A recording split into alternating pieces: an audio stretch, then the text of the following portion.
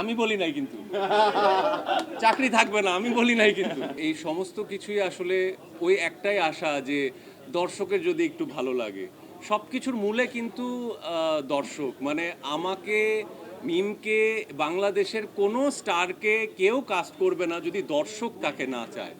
তো দর্শক আজও চায় বা দেখতে চায়, আহ, কিন্তু দর্শকেরও একটা জিনিস কনফিউজড আমার মনে হয়, যখন রোম্যান্টিক করি তখন বলতে থাকে অ্যাকশন করেন অ্যাকশন করেন, যখন অ্যাকশন করি তখন হচ্ছে ভাইয়া রোম্যান্টিক রোম্যান্টিক। তো এটা একটু আপনারা ঠিক করে নেন তো, কারণ আমি অ্যাকশনও যেরকম রোম্যান্টিকও সেরকম।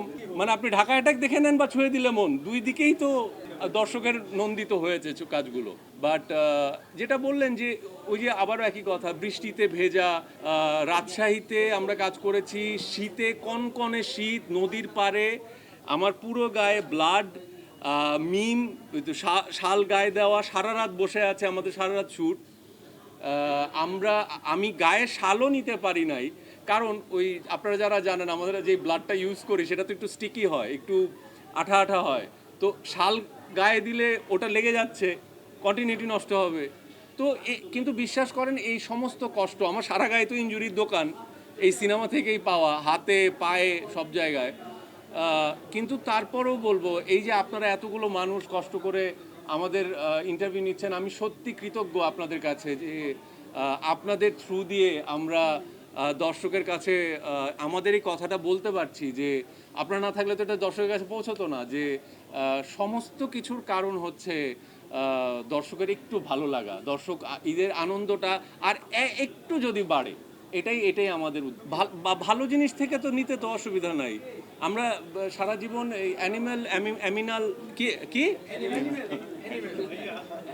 না না, আর আমাদের এখানে যেগুলো হয়েছে ওগুলোর নাম কি, আমি বলি নাই কিন্তু চাকরি থাকবে না, আমি বলি নাই কিন্তু এখান থেকে কেউ বলছে। এনিওয়ে, জোকস অ্যাপার্ট, সবই হাস্যরস। বাট না, হ্যাঁ, আমরা ওই পাগল ছেলেটা যেটা, মানে মার জন্য পাগল, ব্যক্তি জীবনেও আপনারা জানেন বোধহয় আমি মার জন্য পাগল। এটা এই মুহূর্তে আমি যেই পাঞ্জাবিটা পরে আছে এটাও কিন্তু আমার মার শাড়ি দিয়ে বানানো, কারণ আমি ঈদের সময় ওনার সমস্ত শাড়ি দিয়ে পাঞ্জাবি বানিয়েছি, তো একবার এক একটা পরি, আর কোনো কিছুই পড়ি না ঈদে আমি। সো আমি যেহেতু একটু মা পাগল, পরিচালক হয়তোবা সেটাকে ছবিতে ঢোকাবার চেষ্টা করেছে। গার্লফ্রেন্ড বা wife are always right.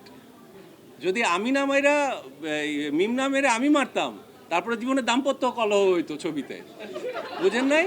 Director চাইছে কি যে না, ব্যালেন্স করে দিই, সারাটাতে অ্যাকশন করছে নায়ক, আচ্ছা লাস্টের একটা গুলি যদি নারী না করে তাহলে আবার বলবেন যে নারীদেরকে তার প্রাপ্য সম্মান দেওয়া হয় নাই।